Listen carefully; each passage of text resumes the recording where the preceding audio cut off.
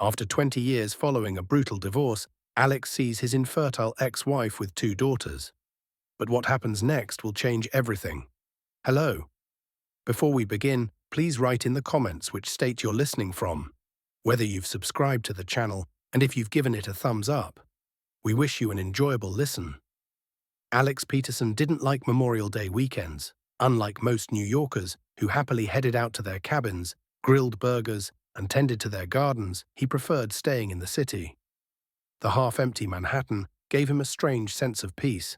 He could stroll the familiar streets without rushing, sit in his favorite coffee shop, without fearing run-ins with acquaintances and their inevitable questions about life, family, work. Alex had no family, just work, a successful architectural firm, plenty of projects, recognition from colleagues, and a decent bank account. At 55, this seemed both an achievement and a sentence at the same time. That Sunday, he decided to take a walk in Central Park. The May sun was already warming up. The young leaves delighted the eye with fresh greenery. Alex walked leisurely, occasionally stopping to take a photo for his archive.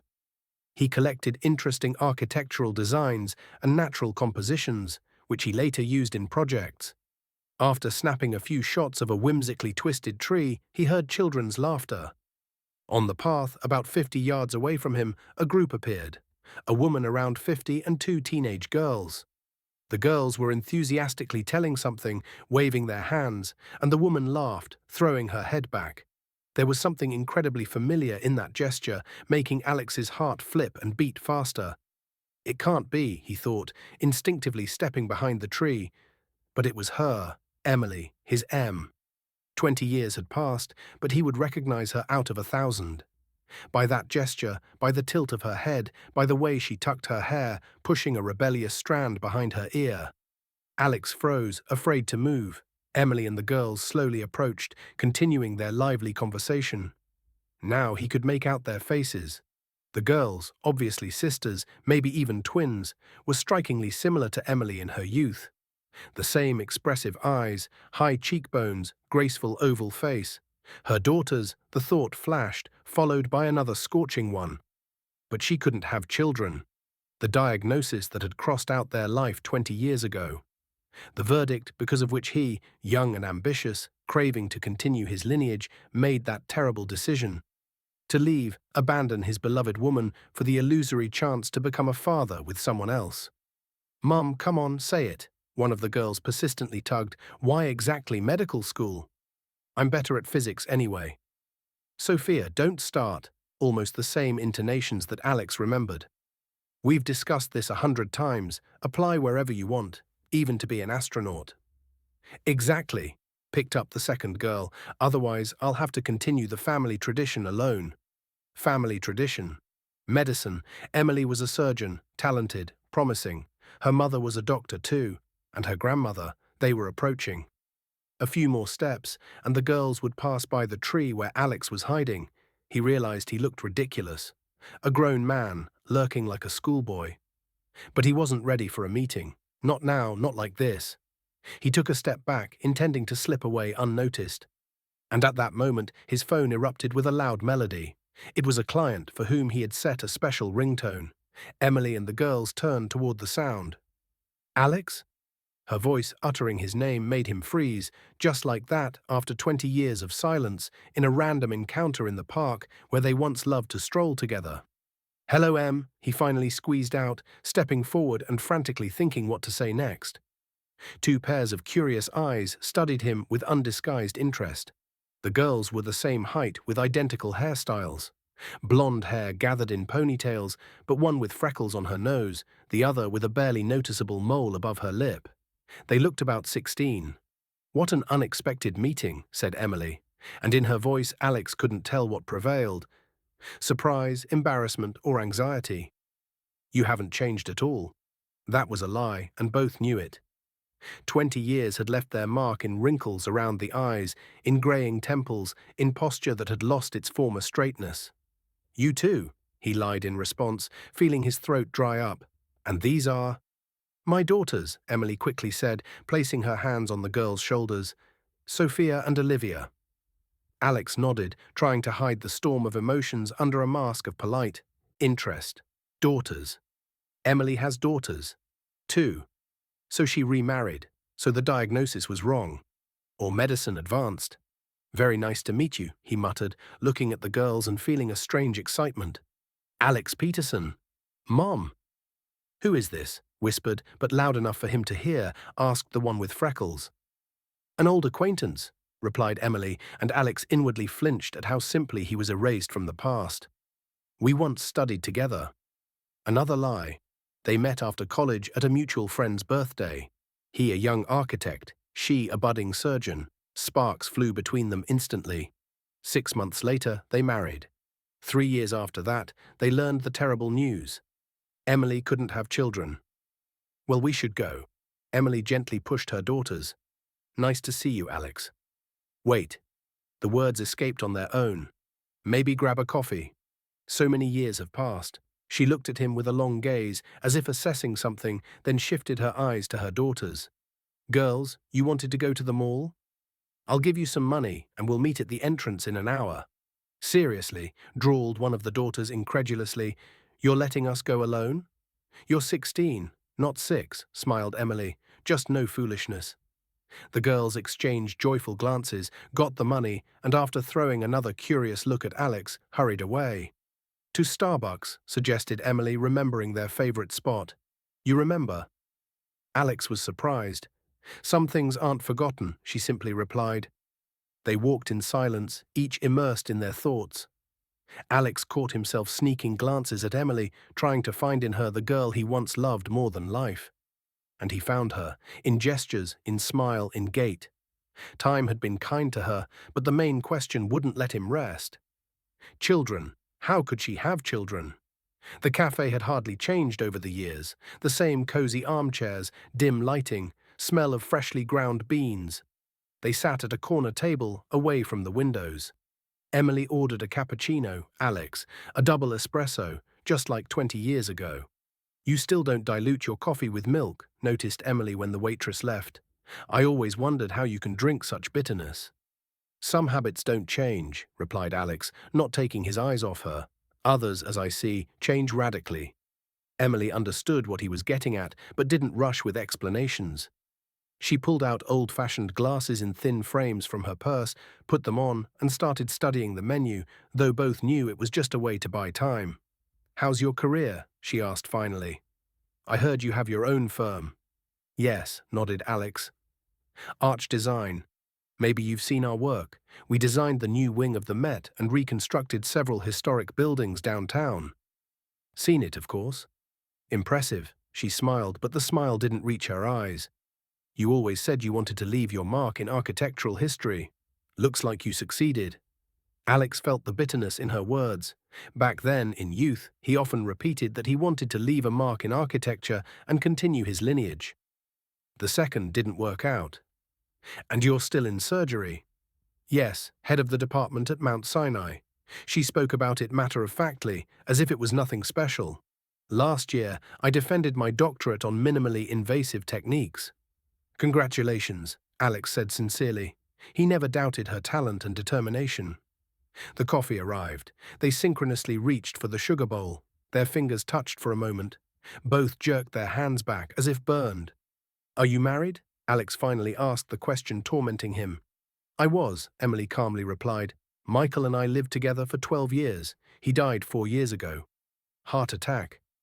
I'm sorry, Alex felt a pang of conscience for his relief that she wasn't happy with another. I didn't know. How would you know? Bitterness crept into her voice for the first time. You moved to Chicago right after the divorce. We didn't even have mutual friends left. That was true. After the divorce, he couldn't stay in New York, where every street reminded him of Emily.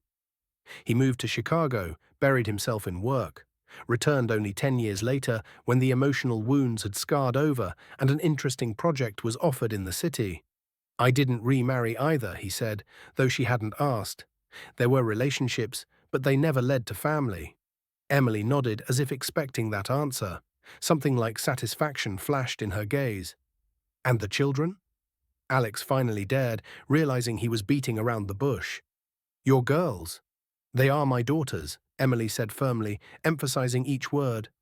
Sophia and Olivia, 16, twins. But how?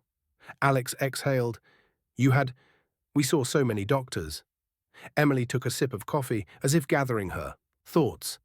When she spoke, her voice was calm, but Alex, who once knew her better than himself, saw how tense her shoulders were. You remember our last IVF attempt? He remembered as if it were yesterday. July, stifling heat in New York, apartment with the AC not yet hooked up. Emily after hormone stimulation, irritable, with mood swings. He himself, nervous, tired from endless clinic visits. They managed to get several good-quality embryos. 2 were transferred to Emily, the rest frozen. But pregnancy didn't occur, like the previous times. Of course I remember, he said. We froze them then. And he stopped short. The guess arose instantly, but seemed so fantastic that he was afraid to voice it. Yes, Emily looked him straight in the eyes. The remaining embryos, 5 of them. After the divorce, I continued treatment, and at 35, I finally got pregnant. With twins. Alex felt the room spin before his eyes. He clutched the coffee cup convulsively, spilling a few drops on the snow-white tablecloth. But that means... His voice trembled. Yes, Emily said firmly. Biologically, Sophia and Olivia are your daughters. The world stopped. Alex stared at Emily, unable to comprehend what he heard. He has children. Daughters. And they're already 16. And he didn't even know they existed. Why didn't you tell me? His voice sounded muffled, as if from afar. I had the right to know, didn't I? Emily smiled bitterly. You abandoned me when you learned about my diagnosis. Remember your words. I want my own children. I'm not ready to spend life without fatherhood. Each word struck like a whip. He really said that. On that terrible evening when their marriage finally collapsed. But that's unfair, Alex squeezed out, to hide from me that I have children. Unfair? Emily leaned back in her chair, her eyes narrowed.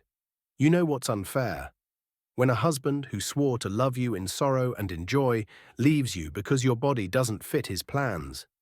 When you're 29 and you're already discarded material because you can't carry a child. That's what's really unfair, Alex. Alex sat, finding no words. She was hurt, and he knew it. He caused her that pain. I acted cruelly, he finally admitted, and selfishly. But I was young and stupid. 35 isn't that young, interrupted Emily. You knew perfectly well what you were doing. They fell silent. Alex twirled the cup in his hands. Emily absent-mindedly wiped the coffee stain on the tablecloth with a napkin. People passed by, carefree, unaware of the drama unfolding at this table. How did it happen? Alex finally asked. Legally, I mean. I would need your consent for use. No need. Emily shook her head. By law, cryopreserved embryos belong to the woman, since the medical procedure is done with her body. I had full right to use them after the divorce, especially since in the documents we specified that in case of divorce, the right to dispose of them goes to me. Alex remembered the endless papers they signed at the clinic. He barely read the fine print, trusting Emily, who as a doctor understood medical nuances better. And you managed alone. Admiration sounded in his voice. With 2 little ones, with work. Not entirely alone. Mum helped the first years. Then I met Michael. He accepted the girls as his own. They adored him. He was a good man. Alex felt a sting of jealousy, imagining another man next to his daughters. His daughters, whom this unknown Michael loved, raised, taught to ride bikes, read bedtime stories. Do they know? He asked. About me? No, Emily shook her head. They consider Michael their father. I never had reason to tell them the truth. And what truth?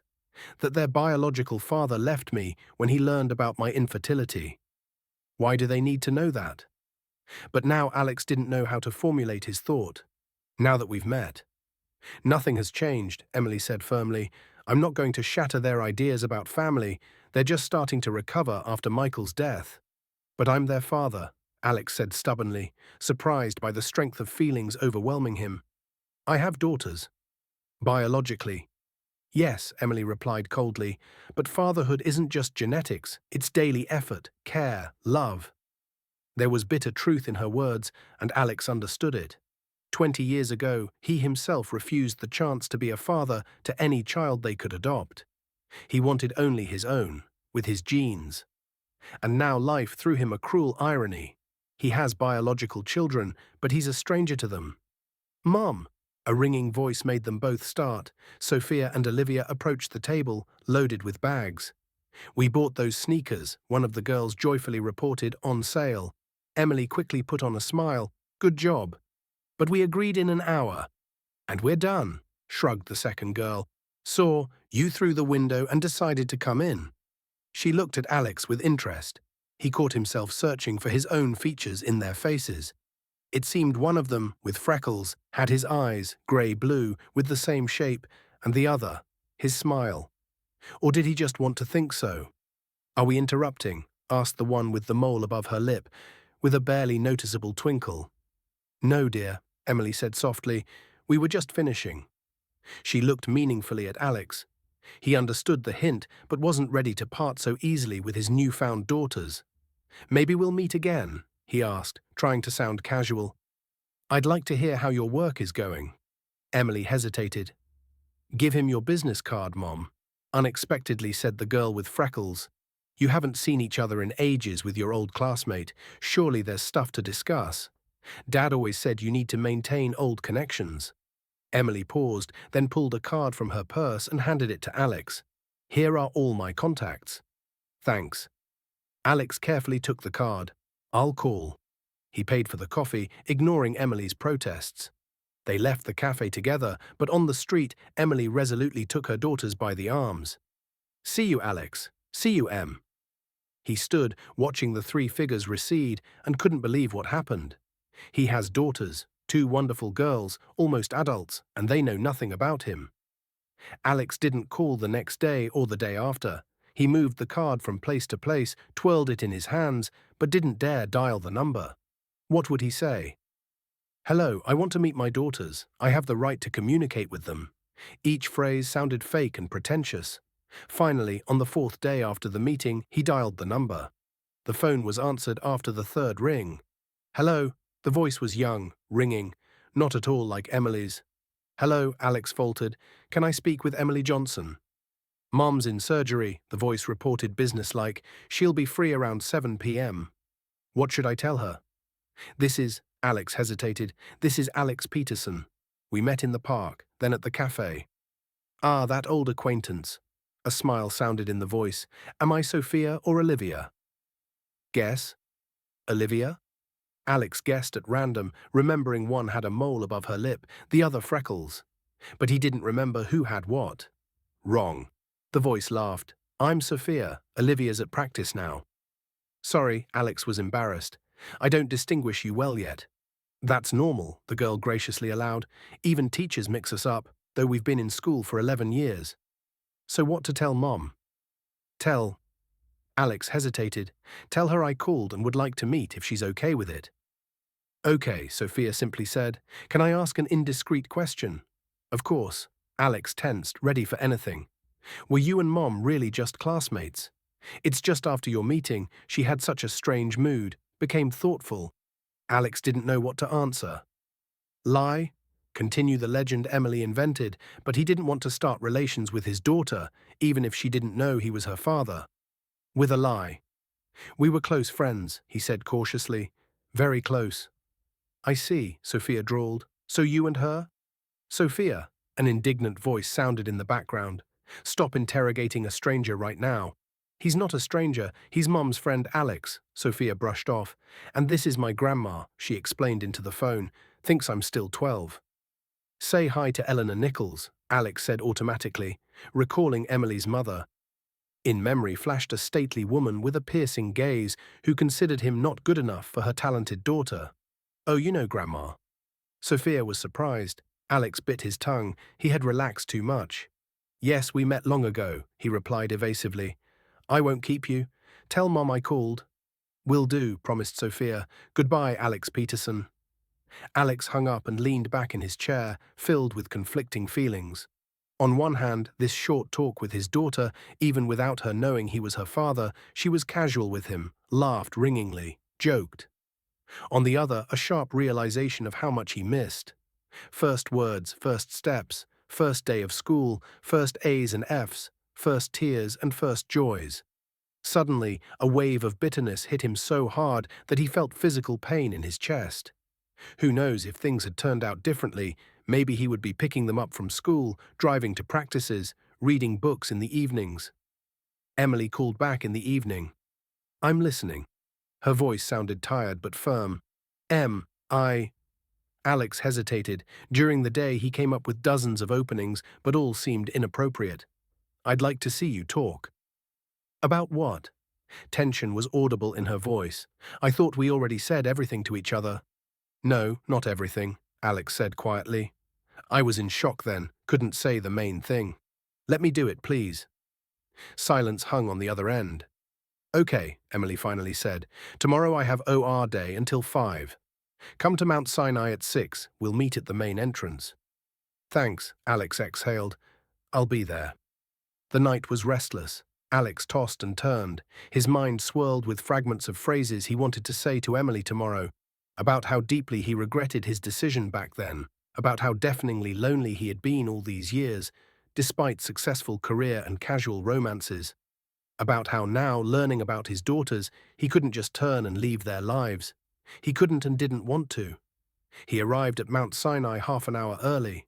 Next to the massive old building, which had seen so many human dramas and tragedies, he felt small and vulnerable.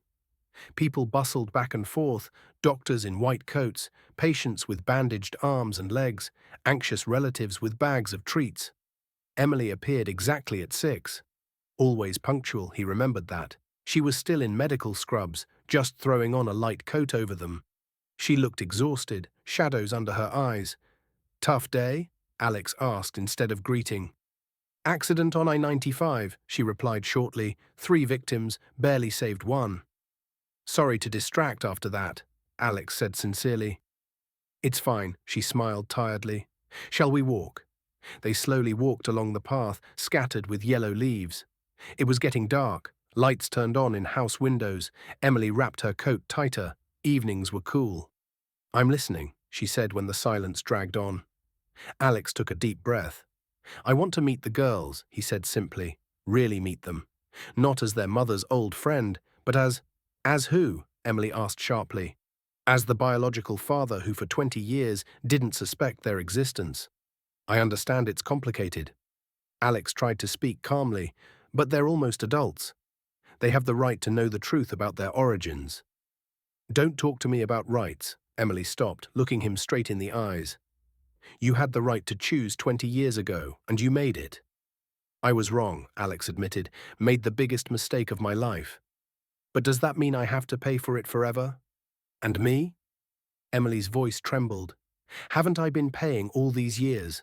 When I sobbed nights after your leaving, when I went through all those endless medical procedures alone, when I carried your children under my heart, knowing they'd never have a father, when I got up to them at night, torn between hospital shifts and home." Alex was silent, finding no words. There was bitter truth in her words. "I'm not asking you to forgive me," he finally said. "I'm not asking to let me be part of your life. That would be too much. But the girls? What about the girls?" Emily raised her head. "You think it's enough to come and say, 'Hi, I'm your dad,' and everything will be fine? They're almost adults, with formed personalities, their own ideas about family. And in those ideas, their father is Michael, who raised them from 6, took them to school, taught them to bike, sat with them when they were sick." "I'm not claiming his place," Alex said quietly. "No way, I just want to get to know them, and for them to know me." Emily sighed and rubbed the bridge of her nose. Alex remembered that gesture. She always did that when exhausted and trying to gather thoughts. "I don't know, Alex." Uncertainty sounded in her voice for the first time. "It's all so complicated. I never thought we'd meet, that you'd learn about them." "I understand," Alex said gently, trying not to scare off this moment of sudden openness. "And I'm not rushing you. Just let me see you sometimes as your old friend, without explanations to the girls, until you decide you're ready for that talk, or that they're ready." They reached a small square and sat on a bench. Emily thoughtfully watched children playing nearby, kids around 4 or 5 digging in the sandbox under young mum's supervision. You know what's funniest? She finally said. Michael always said the girls are copies of me, in character, in habits. But sometimes I see you in them. Really? Alex couldn't hide excitement in his voice. Yes, Emily smiled faintly. Sophia loves architecture, can spend hours looking at blueprints, projects of old buildings. And Olivia. She has your smile and your laugh. When she laughs, I sometimes flinch. It's so much like you. Alex felt a lump in his throat. He never thought simple words, "she has your smile," could cause such a storm of emotions. I want to offer a compromise, Emily said slowly. You get to know the girls better, but for now as my longtime friend. Get to know them, let them know you, and then later we'll decide whether to tell them the truth. Thanks, Alex exhaled. That's more than I could hope for. I'm doing this not for you, Emily said firmly, but for them. They deserve to know the truth, but at the right time and in the right way. Of course, Alex agreed hastily. As you decide, so it will be. Then come to us on Saturday, Emily said resolutely. We have a tradition, Saturday family dinners. After Michael's death, I tried to keep all our rituals so it would be easier for the girls. I'll come, promised Alex. Should I bring anything? Yourself, Emily smiled tiredly. Nothing else needed. They got up from the bench. Emily glanced at her watch and winced. I have to catch the subway or I'll be late. Sophia has her last parent-teacher conference before applications today. I promised to be there. I'll drive you, offered Alex. My car's in the parking lot by the hospital. Emily hesitated, as if weighing pros and cons, then nodded. Okay, thanks. On the way to the school, they barely talked. Alex turned on the radio. An old song by the Beatles was playing, one they both loved in youth. Emily smiled gratefully, recognizing the melody. Right here, she pointed to a typical high school in a suburban neighborhood. Stop at the entrance, please. Alex slowed down. Emily opened the door but suddenly turned. You know, I often thought how everything would have turned out if you hadn't left then, she said quietly. If we'd stayed together despite the diagnosis. Me too, Alex answered honestly, every day for the last 20 years. She nodded, as if hearing exactly what she expected, and got out of the car. Alex watched her walk to the school, still slender, with straight back and head held high. She was always stronger than him, always able to take fate's blows and move on. And he ran away then, scared of difficulties, scared of life not matching his plans, and paid for it with 2 decades of loneliness and 2 daughters he never knew. But now he had a chance to fix it all, and he wasn't going to miss it. By Saturday, Alex was as nervous as he hadn't been even before defending his thesis or presenting to big investors. He changed shirts twice, then decided formal style didn't fit a family dinner at all and put on a simple blue sweater. Then changed his mind and went back to the shirt, but without a tie. At the last moment, he almost bought a huge bouquet for Emily, but thought better of it. Inappropriate romance now would only spoil everything. Emily lived in an old pre-war building on the Upper East Side. They bought the apartment during marriage, and apparently after the divorce, it stayed with her. Alex remembered those rooms with high ceilings, wide windowsills, and view of the Hudson River. Back then, they had just moved in, did renovations, made plans. Wonder what changed over the years. He rang the doorbell exactly at 3 p.m., as agreed. It's open, someone shouted from inside. Come in. Alex tentatively pulled the handle. The door gave way, and he stepped into the hallway, so familiar and yet alien. The same mezzanine, the same built-in closet. But walls now light green instead of cream, and instead of abstract paintings, framed photos hung. He was scared to look at them, afraid to see a happy family with another man. Mum, someone's here. A voice came from the depths of the apartment. Coming, replied Emily. Alex, come to the living room. The living room had changed too. Instead of their old leather sofa, there was a sectional covered with a throw. Same bookshelves on walls, but now interspersed with school textbooks and bright girly knickknacks. The big table was set for 4, snow-white tablecloth, napkins, utensils. The apartment smelled of something baked, seemed like meat with herbs.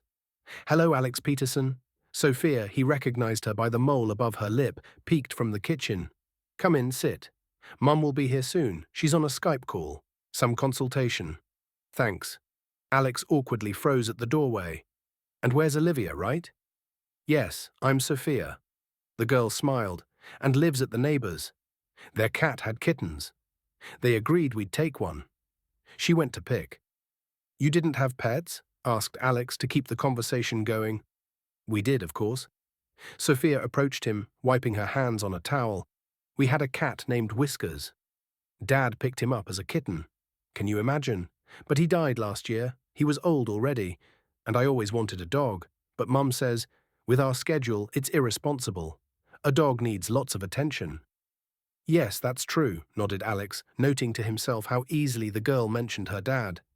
In my youth, I dreamed of a German shepherd, but also understood with work it wouldn't work. You're an architect, right? Sophia asked unexpectedly. I found info about you online. You designed the new wing of the Met. Very cool. Alex couldn't hold back a smile. So she was interested in him, searched for information. Yes, that was an interesting job, he said, hard to fit a modern building into historical context. Can I see your blueprints sometime? Sophia's eyes lit up with enthusiasm. I want to go to architecture school, but Mum thinks it's an unreliable profession, that I should think about a solid foundation and all that. Whole family doctors, and you decided to break the mold. Alex winked at her, feeling strange joy that his daughter was interested in his profession. Exactly, exclaimed Sophia. Grandma, a doctor. Mom, a doctor. Even great-grandma was a nurse in the war. Only Dad was an engineer, and Mum joked he was almost a surgeon, just cutting metal. Alex flinched at the mention of Dad, but tried not to show it. Need to get used to it, he told himself. For her, he was the real father. I can show you not just blueprints, but the studio if you want, he offered. And if you're serious about applying, I can recommend prep courses. Really? That would be awesome. Sophia beamed. Just don't tell Mom yet, okay? I want to convince her myself that it's my calling. What do I need to know about you? Emily entered the room and Alex involuntarily admired her. In home setting, without strict suit or medical scrubs, she looked younger and softer. Hair in a messy bun, simple blouse, jeans. Nothing, Mom. Sophia made an innocent face. We're just talking about cats. Of course, Emily drawled ironically. You're such a cat lover that you ran out of the house as soon as Olivia mentioned kittens. My dough was rising, Sophia justified. I couldn't step away. How's your work, by the way? Did you operate on anyone today? Sophia, Emily feigned indignation. What will our guest think? The guest is also acting like he's standing pillar-like in the doorway and doesn't know where to go, parried Sophia. Though really just afraid of my cooking. Am I right, Alex Peterson? Alex laughed. The daughter's directness disarmed him. I won't deny, I'm a bit nervous, he admitted. Haven't been to such a family gathering in ages. And you live all alone? Sophia asked curiously, letting him to the table. Completely, nodded Alex. Not even a cat. Soph, don't torment the man with questions, Emily said softly. Better check if your creation burned in the oven. Sophia widened her eyes and rushed to the kitchen. Emily and Alex were left alone. She's wonderful, Alex said quietly. So lively, open. Yes, Emily smiled slightly. That's from you. At her age, I was much more reserved. Remember when we met? You called me the Northern Princess. I remember, Alex couldn't help smiling. You held yourself as if studying us all under a microscope. Well, I was almost a surgeon. Emily shrugged. I was supposed to be a bit arrogant. And Olivia, Alex asked cautiously, what's she like? Complete opposite of her sister. Emily took glasses from the sideboard, thoughtful, serious, reads books voraciously. But if something hooks Sophia, you can't stop her. The doorbell rang. Oh, speak of the devil. Emily headed to the hallway.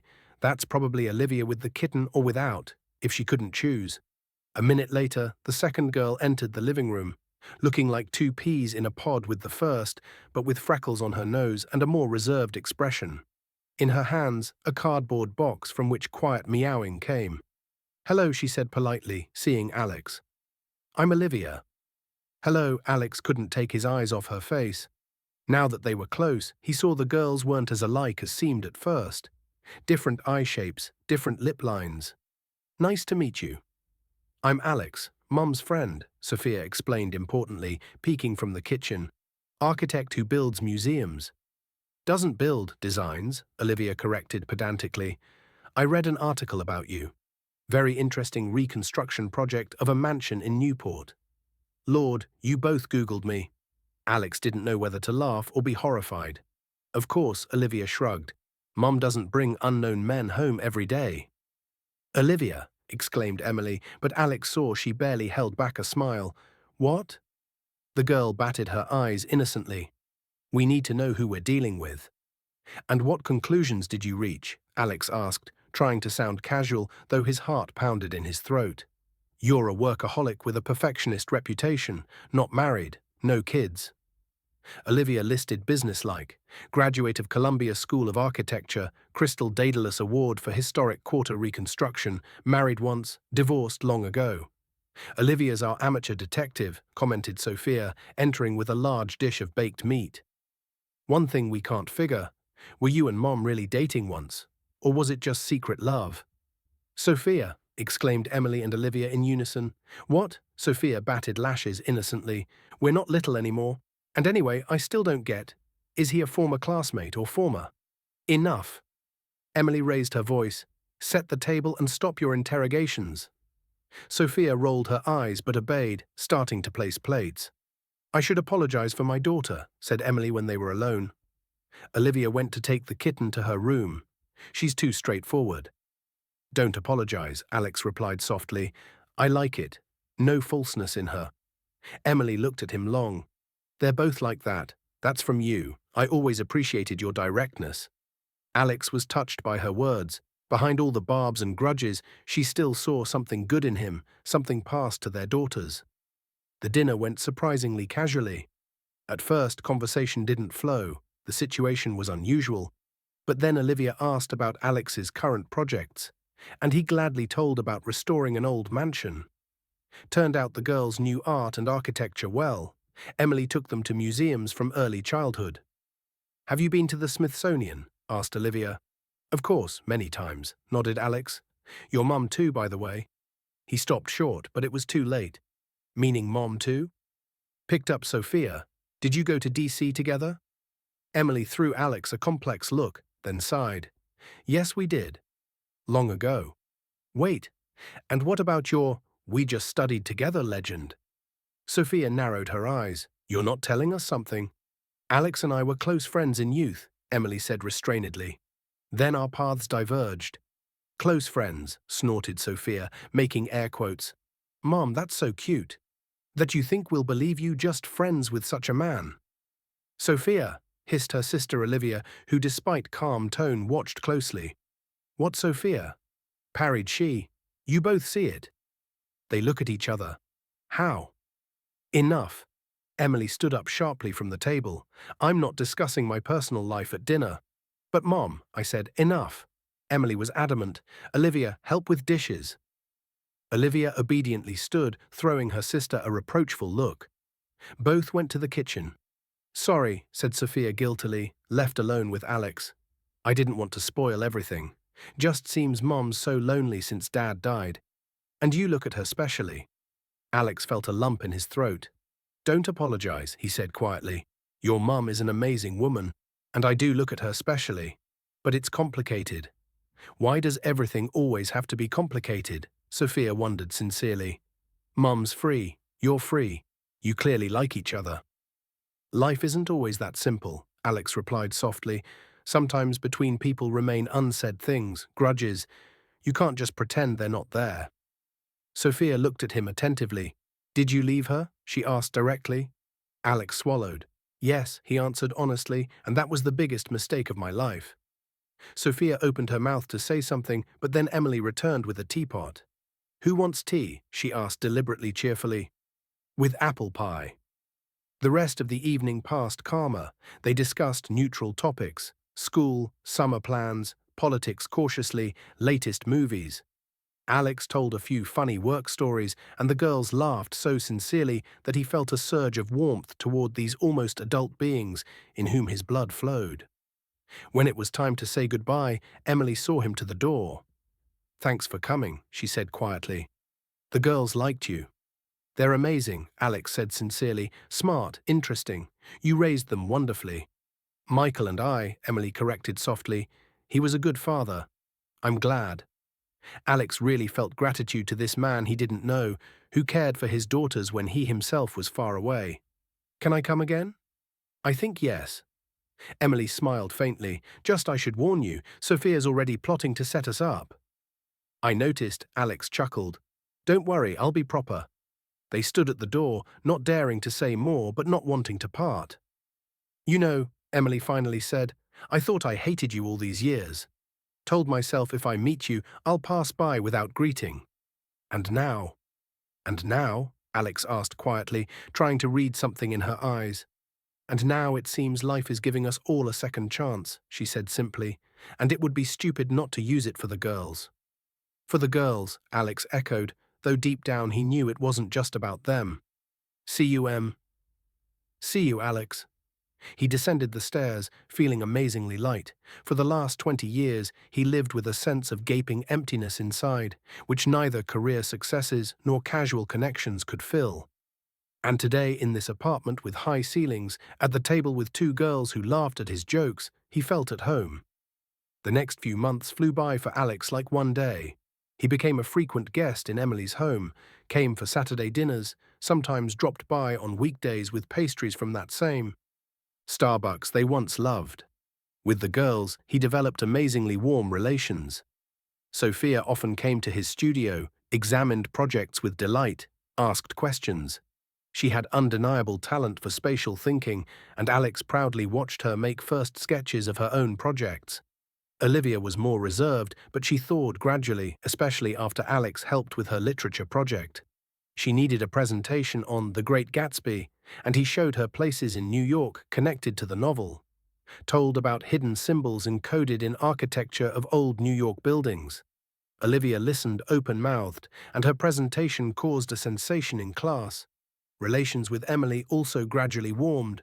They could talk for hours in the kitchen after the girls went to their rooms, about work, life, books, politics, everything except the past.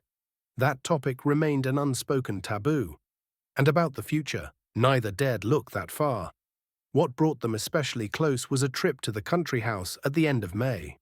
Emily still had a plot in upstate New York, inherited from her parents. Old wooden house with a porch, overgrown garden, small pond. The place where he and Emily once dreamed they'd spend summers with kids. Need to check the roof, Emily said worriedly when they arrived. It leaked last year, and I never called the pros. I'll check, volunteered Alex. I have tools in the car. Emily nodded gratefully and went to check if the plumbing worked, while the girls rushed to inspect the garden overgrown over winter. They loved this place, though visited infrequently due to their mother's tight schedule. Alex climbed the roof and indeed found a problem: several rotted boards and a broken gutter. Nothing that couldn't be fixed by hand. He descended for tools and noticed Sophia standing by an old apple tree, thoughtfully looking at the swings. What are you thinking about? He asked, approaching. Dad made these swings, she said quietly, the year I turned 6. I asked him for my birthday, and he tinkered all summer to make them perfect. Alex felt the familiar sting of jealousy and immediately shame for that jealousy. The man Sophia called Dad gave her a happy childhood. How could he envy him? He loved you, Alex said simply. Yes, Sophia smiled sadly. You know, Liv and I aren't his biologically. Technically, I mean, Mum got pregnant after some treatment before meeting him. But he never once, by word or deed, let us feel we weren't his kids. Alex froze, afraid to move. He and Emily hadn't yet discussed when and how to tell the girls the truth. And now Sophia brought up the topic herself. You know about that? He asked cautiously. Of course, Sophia shrugged. Mum never hid it from us. Told us when we were little, then reminded from time to time, so we'd grow up with that knowledge, not learn it as a shocking news in adulthood. And you never wondered who your biological father is? Sophia thoughtfully swung on the swings. We wondered, of course, especially in teen years, when everyone's rebelling and searching for self. But Mum always said it was a donor from a sperm bank. Anonymous, that she really wanted kids, but relationships weren't working out, so she took that step. Alex barely kept a straight face. Donor from a sperm bank. That's how Emily explained their origins to the girls. And you accepted that explanation? What's to accept? Sophia shrugged. It's just a fact. For us, Dad was always Michael, and the biological father, just a set of genes. Though she smiled slyly, sometimes I wonder where my love for architecture comes from. Mom says there were no such inclinations in her family. Alex felt his breath catch, how easily he could now say, "From me." That's from me, because I'm your father.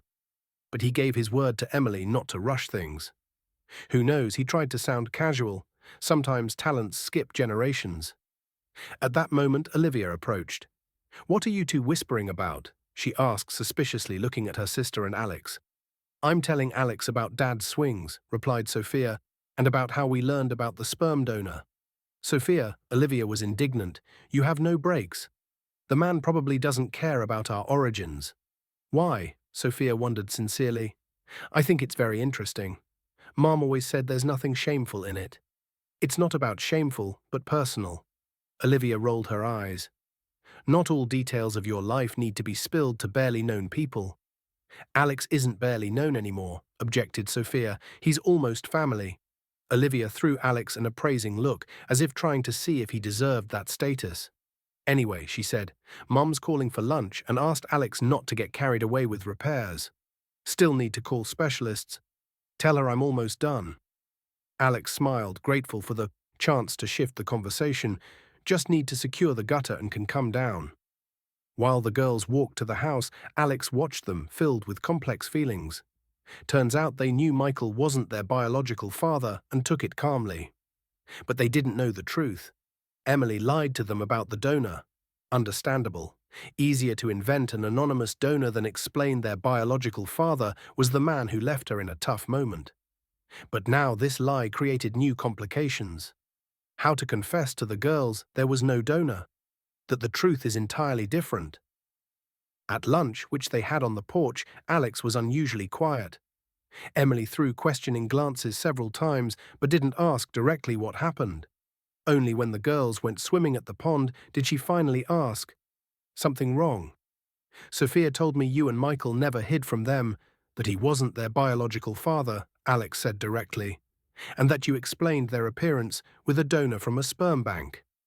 Emily sighed and tiredly rubbed the bridge of her nose. "It was easier that way," she said. "They were 6 when they started asking questions. How could I explain to little girls that their biological father left me upon learning of my diagnosis, that I used the frozen embryos without his knowledge? They wouldn't understand, would think they were unwanted children. But now they've grown up," Alex said softly, "and we've gotten close. Isn't it time to tell them the truth?" Emily was silent long, looking at the pond where the girls splashed at the shore, just like in childhood.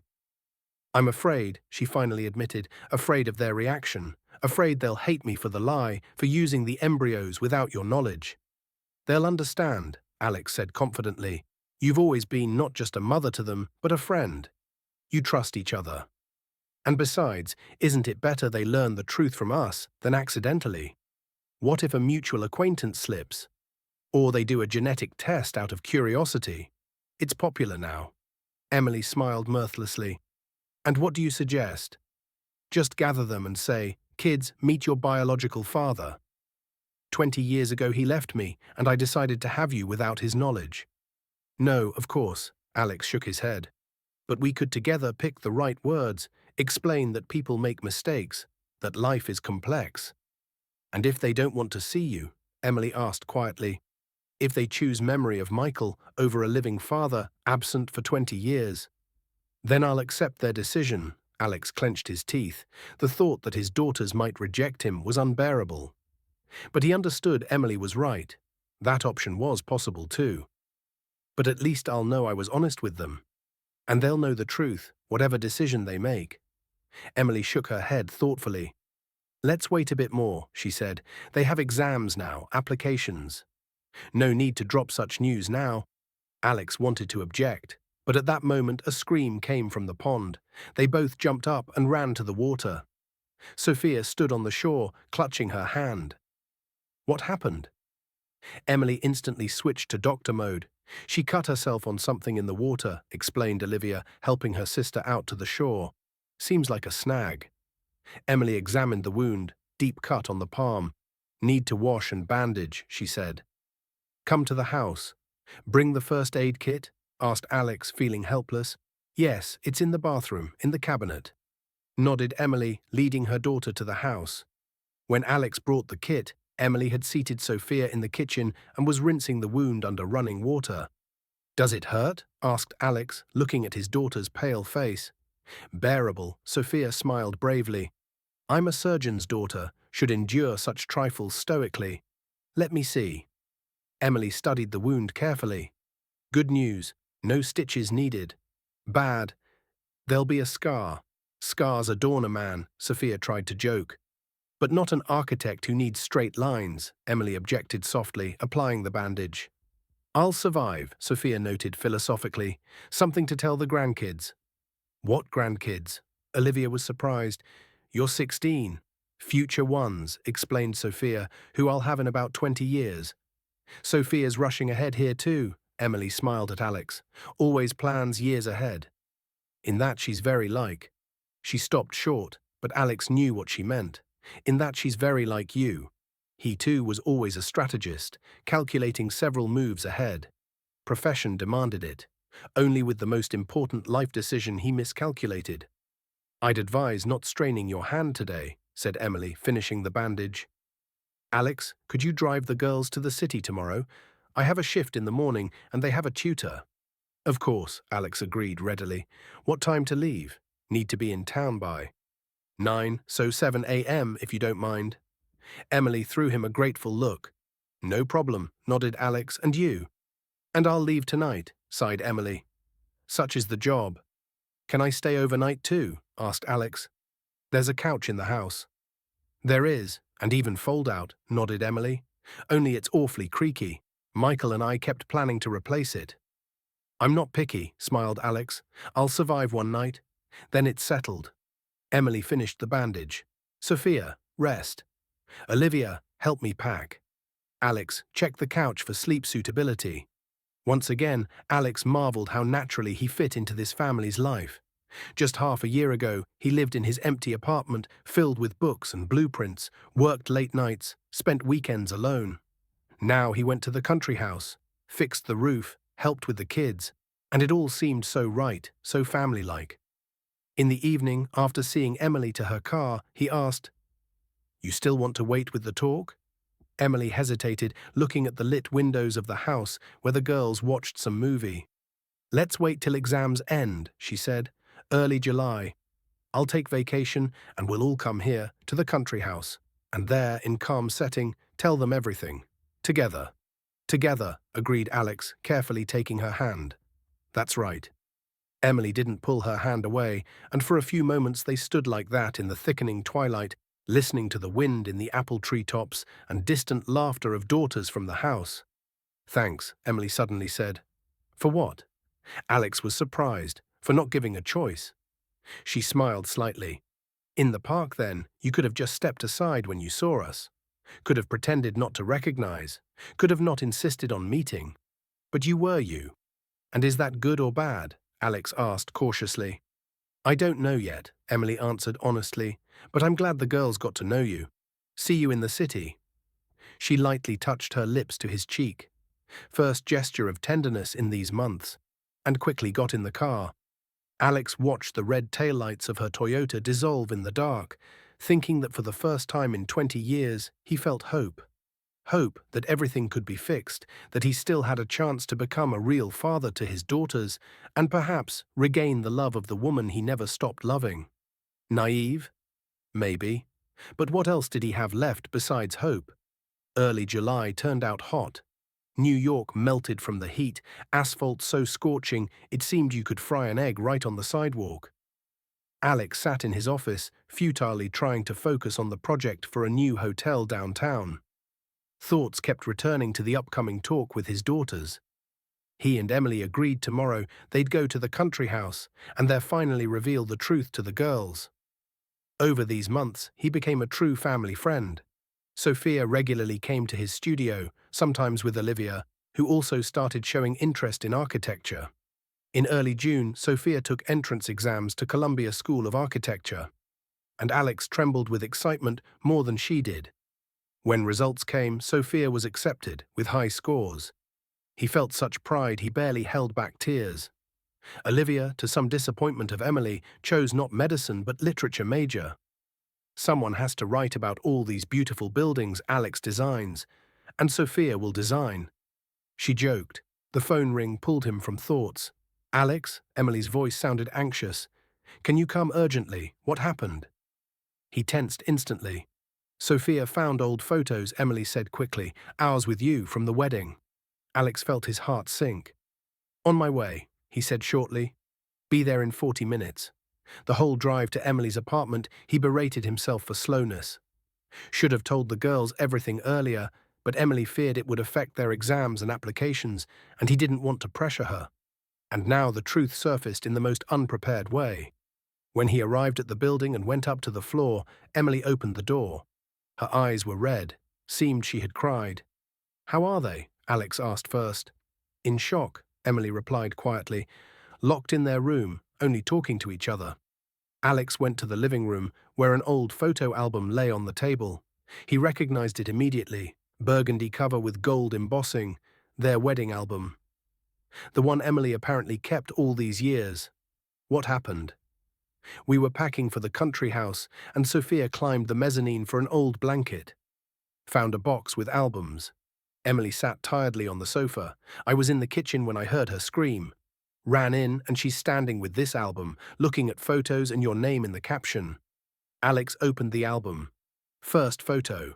He and Emily at City Hall, young, happy. She in a simple white dress, he in a dark suit. Below, caption, Alex and Emily Smith, June 12, 1992. What did she say? Is that you? That's how she asked. I couldn't lie. Emily sighed, said yes, it's you, we were married. Then she asked directly, is he our father? And I couldn't lie again. You did right, Alex carefully took her hand. There's been too much lying already. She burst into tears, continued Emily, took the album and ran to the room. Called Olivia, and since then they're locked there. And I called you, I'll talk to them, Alex said resolutely, if you're okay with it. Okay? Emily shook her head. I think now they need to hear your version of the story too. Alex approached the door to the girls' room and knocked gently. Sophia, Olivia, it's Alex Peterson. Can I come in? Silence for a few moments, then footsteps, and the door opened. Olivia stood on the threshold with red eyes but determined expression. Come in, she said dryly. We have things to discuss. The girls' room was spacious, with 2 beds at opposite walls. On one sat Sophia, holding the open photo album on her knees. She didn't even lift her eyes when Alex entered. Sit, Olivia pointed to a chair. Alex sat, feeling like at an interrogation. In a way, it was. Why didn't you tell us? Olivia spoke first. All these months you came to our home, talked to us, knew who we are, and we didn't know.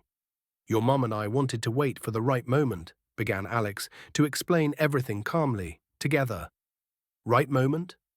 Sophia spoke up for the first time. She lifted her eyes from the album, and Alex saw they were full of tears. 6 months you were around and couldn't find the right moment. We were afraid, Alex admitted honestly. Afraid of your reaction. Afraid to ruin everything. I just found you, and the thought you might hate me. And how should we react? Sophia slammed the album. All our life Mum said our biological father was some anonymous donor. And now turns out it's you. You were married to Mum, left her and didn't even know we existed. How is that even possible? Alex sighed deeply. Time for the truth, the whole truth. Your mum and I loved each other very much, he began.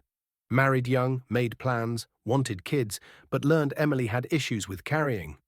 We did IVF. That's when fertilization happens in a lab. We got embryos. Some transferred to Mom, but pregnancy didn't happen. The rest frozen. He looked at the girls, trying to gauge if they were ready to hear more. They stared at him without blinking, and he continued.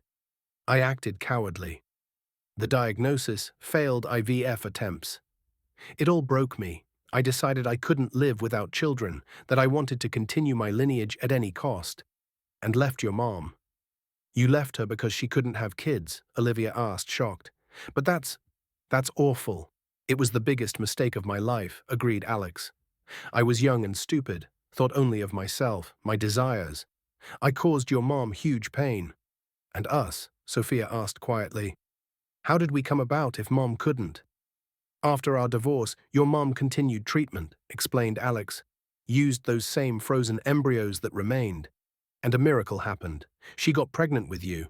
But why didn't she tell you? Olivia frowned. Didn't inform you that you have kids? I asked her that. Alex smiled sadly. She says she was afraid. Afraid I'd take you from her, that I'd claim fatherhood after refusing everything myself. And I understand her. I didn't deserve you then. Silence hung in the room. The girls digested what they heard, and Alex waited, afraid to move, as if any motion could scare off the moment of frankness. So you're our real father, Sophia finally said.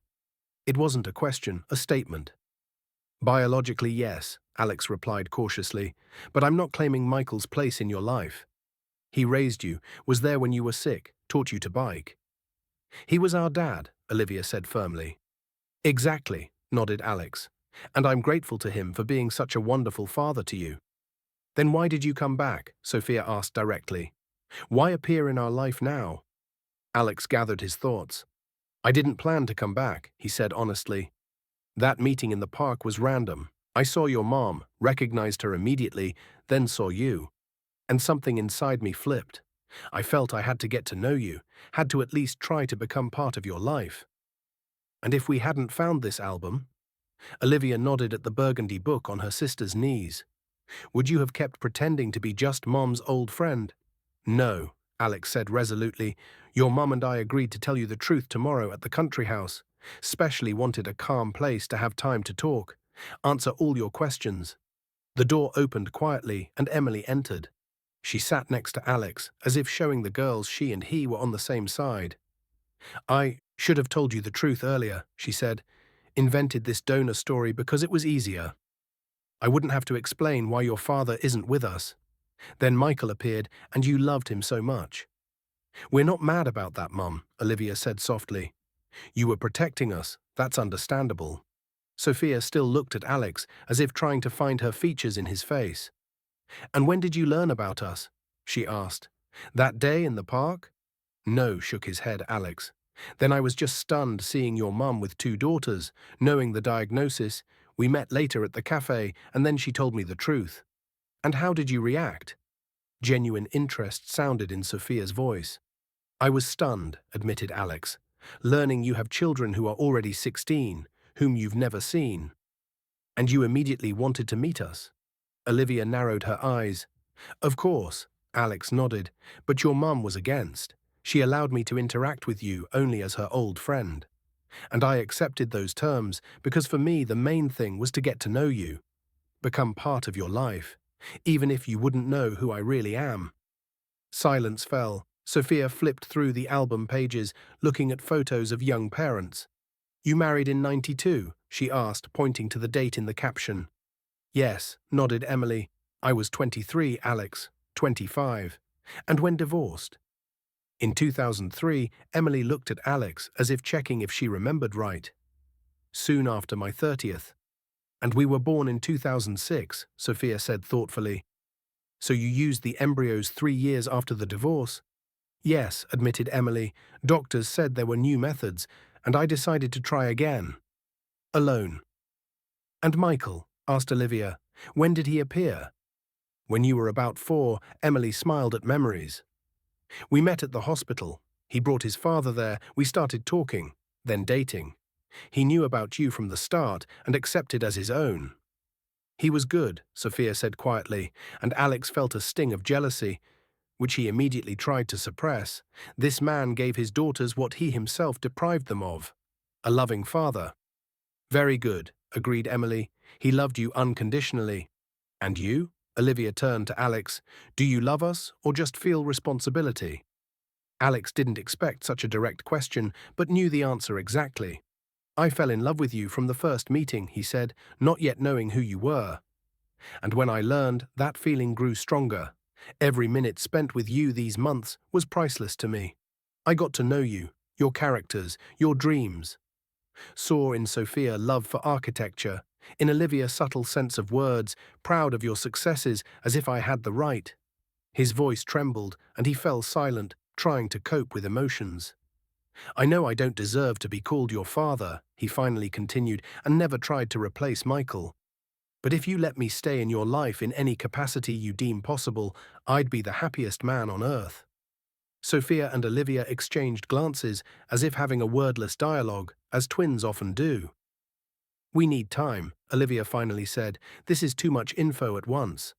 Of course, Alex agreed hastily. I understand. But we're not angry, added Sophia. And Alex's heart eased. Not at you, not at Mom. Just need to process it all. As much time as you need. Alex barely hid relief. He feared they'd refuse to see him, push him away. But seemed that didn't happen. At least not yet. Are we still going to the country house tomorrow? Asked Sophia. If you want, Emily said cautiously. We do, nodded Sophia. It'll be easier to talk about everything there. Then it's settled. Emily stood.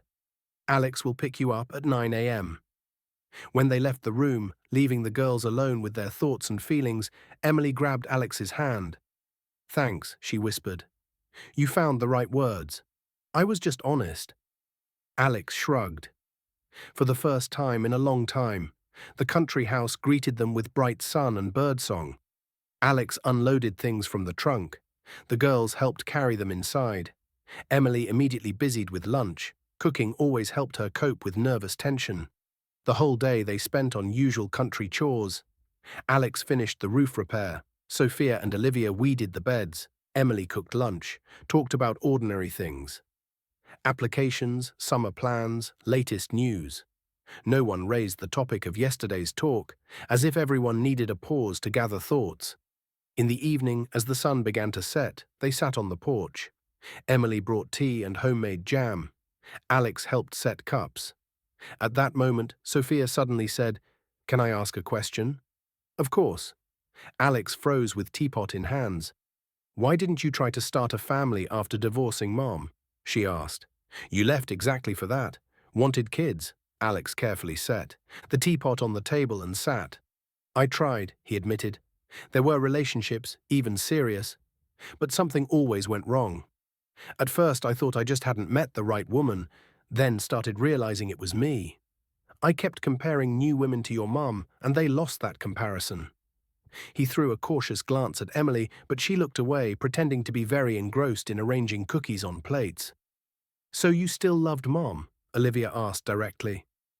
Alex didn't know how to answer. Telling the truth in front of Emily seemed too exposed. Lying to the girls after everything? Wrong. Yes, he finally said. I think I never stopped loving her. Emily dropped a spoon, and it clinked loudly on the saucer. Sorry, she muttered, bending to pick it up. And you, Mum? Sophia turned to her mother. Do you still love Alex too? Sophia, Emily was indignant. That's too personal. Come on, Mom, the girl persisted. We're family, no secrets. Family, Emily echoed. We haven't been family for a long time, Sophia. But we could be, Sophia said stubbornly. You're both free, we're adults. No obstacles. Except 20 years of grudges, unsaid things, and different lives, Emily objected quietly. But you've forgiven each other, right? Sophia looked from mother to Alex and back. Otherwise you wouldn't be talking now. Emily raised her eyes to Alex, and in them he saw uncertainty and a question. I forgave, she finally said, but that doesn't mean everything can be returned. And would you want to? Alex asked quietly, feeling his heart pound in his throat. Return? Emily was silent long, looking at her hands. I don't know, she finally admitted. Too much has happened. We're not the same people as 20 years ago. And thank God. Alex smiled faintly, that Alex was an arrogant egoist who didn't understand what he had. The current one, I hope, is wiser. And the current Emily is stronger and more confident, she said quietly, and won't let anyone break her heart again. I think, Olivia intervened cautiously, you two need to talk alone. And we'll go for a walk, supported her sister Sophia, standing from the table, to the pond and back. For a couple hours. Sophia, Emily began. Mum will be 18 in 2 months. Sophia rolled her eyes. We won't get lost on the way to the pond 100 yards away. You won't get rid of us that easily. Olivia smiled, looking at Alex. We want to get to know you better. All these years I thought I just didn't have a biological father. And now I do, and I want to catch up on lost time as much as possible. I want that too. Alex felt a lump in his throat, more than anything. Then see you in 2 hours. Sophia hugged her mother, then after a second's hesitation, lightly touched Alex's shoulder. Use the time wisely. When the girls left, silence hung on the porch. Alex and Emily sat opposite each other, not daring to break the quiet. They're amazing, Alex finally said. Smart, sensitive, tactful. You raised them wonderfully. Michael and I, Emily corrected habitually, but this time without previous sharpness. Yes, of course, nodded Alex. You know, I'm grateful to him, really, for being there with you when I wasn't. Emily nodded and sipped tea, not taking her eyes off the setting sun. I'm not trying to take his place, continued Alex. Just want to be part of their life, and your life, if you'll allow. In what capacity? She finally looked at him. In any you deem possible, Alex leaned forward. Friend, acquaintance, neighbor, father of your children, anyone. I just want to be near. And if I say I'm not ready for any relationships? Emily's eyes looked attentively with challenge, that Michael was the love of my life and no one can take his place. Alex swallowed. Then I'll accept it, he said, and be near as much as you allow. No pressure, no expectations. Just help with the girls. Be their friend and yours if you want. Emily looked at him long, then sighed and leaned back in her chair. You know what's funniest? She said. Michael always knew I hadn't fully forgotten you. He never got jealous, no scenes. Just said once, I know part of your heart will always belong to him. And I accepted it, but hoped there'd be room for me in the rest. He was an incredible man. I see, Alex said quietly. And again I repeat, I'm grateful to him for everything. They fell silent. Somewhere deep in the garden, a nightingale sang. Twilight thickened on the porch. I'm not asking you to decide right now. Alex carefully took her hand. Just know I won't go anywhere. I'll be near as long as needed, even if it takes years. Challenge sounded in Emily's voice. Even if it takes the rest of my life, Alex replied simply. I already lost 20 years. I don't want to lose another day. Emily looked at him long, as if trying to discern something important in his eyes, then quietly said, I can't promise I'll be able to love you again. Too much pain, too much water under the bridge. I'm not asking for promises. Alex carefully squeezed her fingers, just a chance. A chance to prove I've changed, that I can be worthy of you and the girls. Emily slowly freed her hand, but didn't move away. You know, she said thoughtfully, when I saw you in the park, first feeling was fear. I was afraid you'd want to take the girls from me, claim rights. Then anger. For all those years I raised them alone. And only then strange relief that the truth could finally come out. And now, Alex asked quietly, what do you feel now? Emily raised her eyes to him, full of unshed tears. Now I feel life is giving us all a second chance, she repeated, her words said once by the school. And it would be stupid not to use it. She slowly extended her hand and touched his cheek. Light, almost weightless touch. I don't promise it'll be easy, she said, but I'm ready to try for the girls and, maybe, for us. Alex covered her hand with his and closed his eyes, absorbing this moment. The moment that might never have come, if not for the random park meeting, if not for the courage to admit the mistake, if not for the readiness to forgive. Thanks, he whispered. That's more than I hoped to get. They sat on the porch long, talking about the past, the present, plans for the future. About how Sophia wants after college to go study Barcelona's architecture, and Olivia dreams of becoming a writer. About how Emily got an offer to head a new department at the clinic, and how Alex won a contest for historic quarter reconstruction. They talked like old friends who finally found each other after long separation. Cautiously, with glances back, but with growing warmth. And when Alex accidentally touched Emily's hand, she didn't pull away. Do you think they'll make up? Sophia sat on the pond shore, throwing pebbles into the water. Olivia settled nearby with a book, but didn't read, watching ripples on the water. Don't know, Olivia replied thoughtfully, but seems they still love each other. Visible in how they look when they think no one's watching. It's all very strange, Sophia hugged her knees. All my life I thought I had one father, Michael. Now turns out there's another. And he's okay, right? I like him. Me too, admitted Olivia. Alex is good and he really tries. Visible he cares. Do you think he'll stay with us? Uncertainty sounded in Sophia's voice. Won't disappear again? Olivia pondered. You know, she finally said, I think he won't go anywhere. I saw how he looks at us, helps you with architectural projects, explained symbolism in Fitzgerald to me. He wants to be part of our life. I'm glad, Sophia said simply. Always wanted a father. We had a father, Olivia reminded softly. Dad Michael. He'll always be our dad. Of course, Sophia nodded. But maybe we'll have two dads, one in memory, another nearby. Olivia extended her hand and squeezed her sister's palm. I think that's possible, she said. And you know what? Seems Dad wouldn't mind. He always wanted us happy. They sat a bit more in silence, watching the sun finally hide behind treetops, painting the sky golden pink. Then stood and, holding hands like in childhood, went back to the house. There, on the porch lit by an old lamp, awaited a new, unexpected but perhaps happy chapter of their life.